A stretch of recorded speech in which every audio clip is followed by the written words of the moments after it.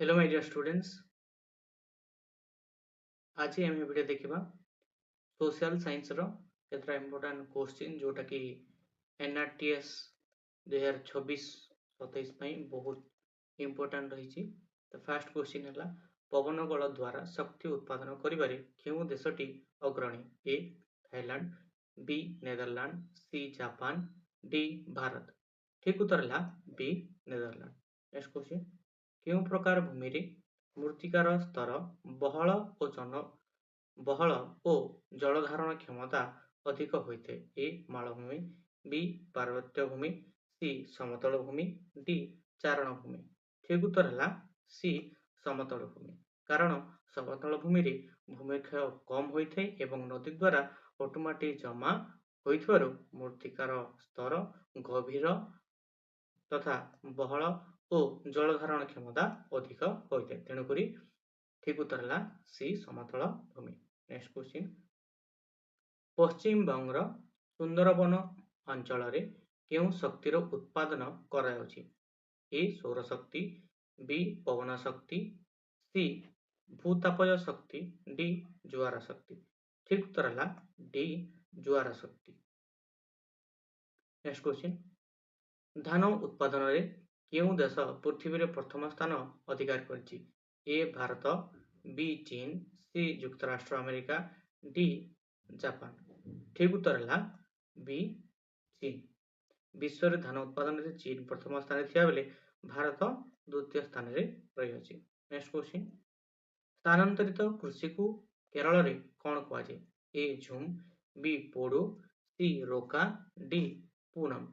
ठीक उत्तर है डी पूनम। 81, पलासी युद्ध रे कहार विश्वास घातकता पाई सिराजुद्दौला हारि जाइथिले? ए मीर कासिम, बी मीर जाफर, सी सुजाउद्दौला, डी शाह आलम। ठीक उत्तर है बी मीर जाफर, जोटा कि 1757 मसीहार सालर पलासी युद्ध रे नवाब सिराजुद्दौला सेनापति मीरा जाफर इंग्रेज मानक सह हाथ मिले विश्वासघातकता करी तांको हराइथिले। नेक्स्ट क्वेश्चन, डुप्ले केउं देशर जणे विचक्षण राजनीतिज्ञ थिले? A France, B Germany, C Soviet रूस, डी इटाली। ठीक उत्तर है ए फ्रांस। फ्रांस देशर जणे विचक्षण राजनीतिज्ञ थिले कि डुप्ले। नेक्स्ट क्वेश्चन, केउं आईन रे पुरुष मानक पाई सर्वनिम्न विवाह बयस 21 ओ महिला मानक पाई 18 वर्ष धार्य कराइथिला? ए भारतीय विवाह आईन, बी सार्वजनीन विवाह आईन, सी शारदा आईन, डी भारतीय पिंगल आईन।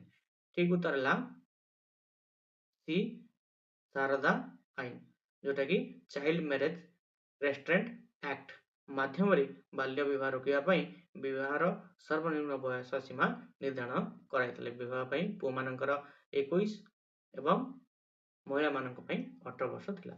नेक्स्ट क्वेश्चन, इंग्रेज माने केबे खोर्धा अधिकार करथिले? ए 1804, बी 1817, सी 1835, डी 1857। ठीक उत्तर है ए 1804। 1834 मसीह इंग्रेज माने खोर्धा दुर्ग आक्रमण करी खोर्धा अधिकार करथिले। नेक्स्ट क्वेश्चन, ग्राम्य मुख्य हिसाब रे जमीदार तरफ राजस्व आदाय करुवा ओ माली मोकदमा विचार करुवा व्यक्ति को कौन कह जातला? ए वाजिर, बी बक्सी, सी गोतिया, डी गुमास्ता। ठीक उत्तर है सी गोतिया। नेक्स्ट क्वेश्चन, पृथ्वीर बृहत्तम कपा व्यवसाय केंद्र केउठारे अवस्थित? ए शिकागो, बी मेमिस, डी फ्लोरिडा। ठीक उत्तर है मेम्फिस। अमेरिकार मेम्फिस सहर विश्वर सबुठारु बड़ कपा व्यवसायी। ठीक उत्तर है बी। नेक्स्ट क्वेश्चन, जो शिल्पर सर्वशेष उत्पाद अन्य एक शिल्पर कंचमाल रूपे व्यवहृत होता है से शिल्प को कौन कह जाए? ए ଖାଉଟି ଶିଳ୍ପ, ବି କ୍ଷୁଦ୍ର ଶିଳ୍ପ, ସି କୁଟୀର ଶିଳ୍ପ, ଡି ମୌଳିକ ଶିଳ୍ପ। ଠିକ ଉତ୍ତର ହେଲା ଡି ମୌଳିକ ଶିଳ୍ପ। ଭାରତ ସରକାର କେବେ ମାନବ ସମ୍ବଳ ବିକାଶ ଭଳି ଏକ ସ୍ୱତନ୍ତ୍ର ମନ୍ତ୍ରାଳୟ ସୃଷ୍ଟି କରିଥିଲେ? ଏ 1985, ବି 1986, ସି 1987, ଡି 1988। ଠିକ ଉତ୍ତର ହେଲା ଏ 1985 ମସିହାରେ ମାନବ ସମ୍ବଳ ବିକାଶ ମନ୍ତ୍ରାଳୟ ବା ଇଂଲିଶରେ MHRD, ministry of human resource development, ଯୋଉଟା ସେ ଗଠନ କରାଯାଇଥିଲା କେତେ ମସିହାରେ? 1985 ମସିହାରେ। ନେକ୍ସଟ କ୍ୱେଶ୍ଚିନ୍, ପ୍ରତି ବର୍ଗ କିମି ଅଞ୍ଚଳ ପିଛା ବସବାସ କରୁଥିବା ଲୋକ ସଂଖ୍ୟାକୁ କଣ କୁହାଯାଏ? ଏ ଜନଗଣନା, ବି ଜନସଂଖ୍ୟା ଅଭିବୃଦ୍ଧି ହାର, ସି ଜନସଂଖ୍ୟାର ଘନତ୍ୱ, ଡି ଜନସଂଖ୍ୟା ପିରାମିଡ। ଠିକ ଉତ୍ତର ହେଲା ସି ଜନସଂଖ୍ୟାର ଘନତ୍ୱ। ନେକ୍ସଟ କ୍ୱେଶ୍ଚିନ୍, କୌଣସି ଦେଶର ଉଭୟ ଜନ୍ମହାର ଓ ମୃତ୍ୟୁହାର ଅଧିକ ଥିଲେ ଜନସଂଖ୍ୟା ପିରାମିଡର ଆକୃତି କିପରି ହୋଇଥାଏ? ନିମ୍ନୋକ୍ତ କେଉଁ ଉକ୍ତିଟି ଠିକ ହେବ? ଏ ପିରାମିଡ ନିମ୍ନାଂଶ ପ୍ରଶସ୍ତ ଓ ଉପର ଅଂଶ ଅଣଓସାରିଆ, ବି ପିରାମିଡର ନିମ୍ନ ଅଂଶ ଅଣଓସାରିଆ ଓ ଉପର ଅଂଶ ପ୍ରଶସ୍ତ, ସି ପିରାମିଡର ଆକୃତି ଉପରୁ ତଳ ଯାଏଁ ସମାନ, ଡି ପିରାମିଡର ଆକୃତି ତଳକୁ ଉପର ଯାଏଁ ଅଙ୍କା ବଙ୍କା ହୋଇଥାଏ। ଠିକ ଉତ୍ତର ହେଲା ଏ ପିରାମିଡର ନିମ୍ନାଂଶ ପ୍ରଶସ୍ତ ଓ ଉପର ଅଂଶ ଅଣଓସାରିଆ ହୋଇଥାଏ। ନେକ୍ସଟ କ୍ୱେଶ୍ଚିନ୍, ଆମ ଦେଶର ସର୍ବୋଚ୍ଚ ନ୍ୟାୟାଳୟ ବା ସୁପ୍ରିମକୋର୍ଟର ଜନ୍ମ କେବେ ହୋଇଥିଲା ବା ପ୍ରତିଷ୍ଠା ମାନେ ଆରମ୍ଭ କେବେ କରାଯାଇଥିଲା? ଏ 1948 ମସିହା ଅଗଷ୍ଟ 15, ବି 1950 ମସିହା ଜାନୁଆରୀ 26, ସି 1946 ମସିହା ଡିସେମ୍ବର 9, 1950 ମସିହା ନଭେମ୍ବର 26।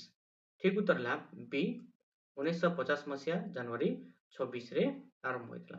ନେକ୍ସଟ କ୍ୱେଶ୍ଚିନ୍, ସମ୍ବିଧାନର କେଉଁ ଧାରା ଅନୁସାରେ ରାଷ୍ଟ୍ରପତି ପ୍ରତି 5 ବର୍ଷରେ ଗୋଟିଏ ଲେଖାଏଁ ଅର୍ଥ ଆୟୋଗ ନିଯୁକ୍ତି କରିଥାନ୍ତି? ଏ ଧାରା 280, ବି ଧାରା 314, ସି ଧାରା 324, ଡି ଧାରା 330। ଠିକ ଉତ୍ତର ହେଲା ଏ ଧାରା 280 ଅନୁସାରେ ରାଷ୍ଟ୍ରପତି ଅର୍ଥ ଆୟୋଗ ଗଠନ କରିଥାନ୍ତି। ନେକ୍ସଟ କ୍ୱେଶ୍ଚିନ୍, ଭାରତରେ ଜିଲ୍ଲାପାଳ ପଦବୀ କିଏ ସୃଷ୍ଟି କରିଥିଲେ? A Lord Cornwallis, B Warren Hastings, C Lord Dalhousie, D Lord Macaulay. ଠିକ ଉତ୍ତର ହେଲା ବି ୱାରେନ ହେଷ୍ଟିଙ୍ଗ ଭାରତରେ ଜିଲ୍ଲାପାଳ ପଦବୀ ପ୍ରଚଳନ କରିଥିଲେ। କିଏ? ୱାରେନ ହେଷ୍ଟିଙ୍ଗ। ନେକ୍ସଟ କ୍ୱେଶ୍ଚିନ୍, ନିମ୍ନୋକ୍ତ କେଉଁ ଦେଶରେ ଏକ ଦଳୀୟ ବ୍ୟବସ୍ଥା ପ୍ରଚଳିତ? ଏ ପାକିସ୍ତାନ, ବି ଆମେରିକା, ସି ଇଂଲଣ୍ଡ, ଡି ଚୀନ। ଠିକ ଉତ୍ତର ହେଲା ଚୀନ। ଚୀନରେ କଣ ଅଛି? ଦଳୀୟ ବ୍ୟବସ୍ଥା ପ୍ରଚଳିତ ରହିଛି। ନେକ୍ସଟ କ୍ୱେଶ୍ଚିନ୍, ସମୁଦ୍ର ଜଳରେ ଦ୍ରବୀଭୂତ ମୂଲ୍ୟବାନ ଧାତୁ ନିମ୍ନଲିଖିତ ମଧ୍ୟରୁ କେଉଁ ପ୍ରକାର ସମ୍ବଳ ଅଟେ?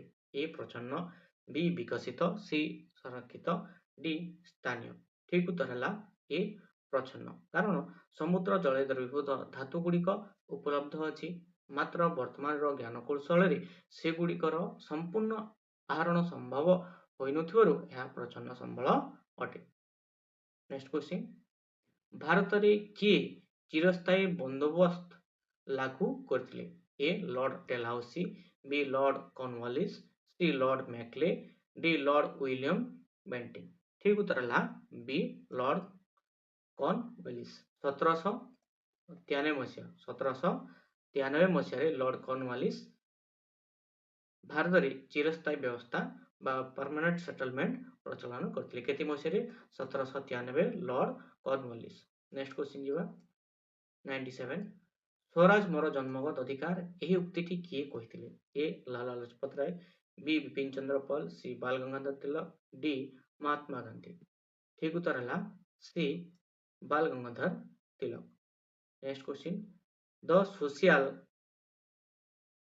କଣ୍ଟ୍ରାକ୍ଟ ପୁସ୍ତକର ରଚୟିତା କିଏ? A Montesquieu, B Rousseau, C Voltaire, D Karl Marx. ଠିକ ଉତ୍ତର ହେଲା ରୁସୋ। ଇଟାଲୀ ଇତିହାସରେ କାହାକୁ ତ୍ୟାଗୀ ପୁତ୍ର ଆଖ୍ୟା ପ୍ରଦାନ କରାଯାଇଥିଲା? A Joseph Mazzini, B Count Cavour, C Garibaldi, next D Emmanuel. ଠିକ ଉତ୍ତର ହେଲା ସି ଇଟାଲୀର ଏକତ୍ରୀକରଣରେ ମହାନ ଯୋଗଦାନ ଓ ଆତ୍ମତ୍ୟାଗ ପାଇଁ ଗାରିବାଲଡିକୁ ତ୍ୟାଗୀ ପୁତ୍ରର ଆଖ୍ୟା ଦିଆଯାଇଥିଲା। କାହାକୁ? ଗାରିବାଲଡିଙ୍କୁ ତ୍ୟାଗୀ ପୁତ୍ର ଆଖ୍ୟା ଦିଆଯାଇଥିଲା। ନେକ୍ସଟ, ଭାରତର ସଂଘୀୟ ବ୍ୟବସ୍ଥାରେ କେଉଁଟି ହେଉଛି 29ତମ ରାଜ୍ୟ? ଏ ଗୋଆ, ବି ଛତିଶଗଡ଼, ସି ଝାଡ଼ଖଣ୍ଡ, ଡି ତେଲେଙ୍ଗାନା। ଠିକ ଉତ୍ତର ହେଲା ଡି ତେଲେଙ୍ଗାନା। 2014 ମସିହାରେ ଆନ୍ଧ୍ରପ୍ରଦେଶରୁ କାହାକୁ ଅଲଗା କରାଗଲା? ନା ତେଲେଙ୍ଗାନାକୁ ଅଲଗା କରାଗଲା, ଯୋଉଟାକି 29ତମ ରାଜ୍ୟ ଭାବେ ଗଠିତ ହେଲା। ଏଇଟା ଥିଲା ଇମ୍ପୋର୍ଟାଣ୍ଟ 25ଟା କ୍ୱେଶ୍ଚିନ୍ ସୋସିଆଲ ସାଇନ୍ସର, ସାମାଜିକ ବିଜ୍ଞାନର।